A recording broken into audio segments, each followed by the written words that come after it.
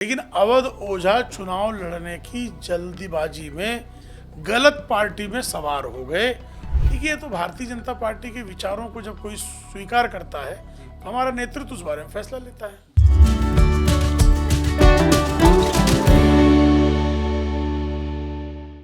अच्छा, एक अवध ओझा जी हैं जो मुन्ना भैया का जिक्र करते थे, वो चुनाव हार गए, रुझान आते उन्होंने हार मान ली। उस पर क्या कहना है आपका? देखिए, क्या उन्होंने चुनाव लड़के गलत किया? अवध ओझा जी कोचिंग क्लास चलाते थे और बहुत लोकप्रिय भी थे। लेकिन अवध ओझा चुनाव लड़ने की जल्दीबाजी में गलत पार्टी में सवार हो गए और उसका परिणाम उनको सोचना चाहिए था कि जिस सीट पर डिप्टी चीफ मिनिस्टर श्रीमान मनीष सिसोदिया खुद भागे चले जा रहे हैं तो वो सीट उनके लिए कहाँ से सुरक्षित होगी। खैर, उनका अपना निर्णय है। अब वो राजनीति में क्यों आना चाहते थे, राजनीति में आने के उनके सिर्फ चुनाव लड़ने तक ही उनका लक्ष्य था या कोई और आगे बातें हैं, ये तो अवध ओझा स्वयं जाने। क्या वो बीजेपी में आते हैं तो उनका स्वागत किया जाएगा? देखिए, तो भारतीय जनता पार्टी के विचारों को जब कोई स्वीकार करता है तो हमारा नेतृत्व उस बारे में फैसला लेता है। जी।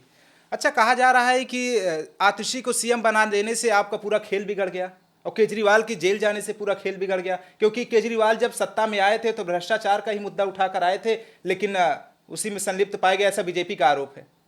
देखिए, बीजेपी का आरोप नहीं है, प्रवर्तन निदेशालय का आरोप है। भारतीय जनता पार्टी का सिर्फ आरोप नहीं है, ये उनके खिलाफ सीबीआई और प्रवर्तन निदेशालय ने जो आरोप पत्र दायर किया है, और कोई भी आरोप पत्र बिना प्रथम दृष्टया प्रमाण के दायर नहीं हो सकता है। तो श्रीमान अरविंद केजरीवाल ने शराब के लाइसेंस बांटने में घोटाला किया, यह सबके सामने सत्य है। श्रीमान अरविंद केजरीवाल की सरकार घोटालों में आकंठ डूबी हुई थी, यह सत्य है। और ये बात जानिए अवनीश कि पुलिस किसी को या कोई जांच जैसी किसी को किसी आरोप पे गिरफ्तार कर सकती है, लेकिन गिरफ्तारी के बाद उसकी हिरासत देने का जो अधिकार है वो अदालत के पास होता है।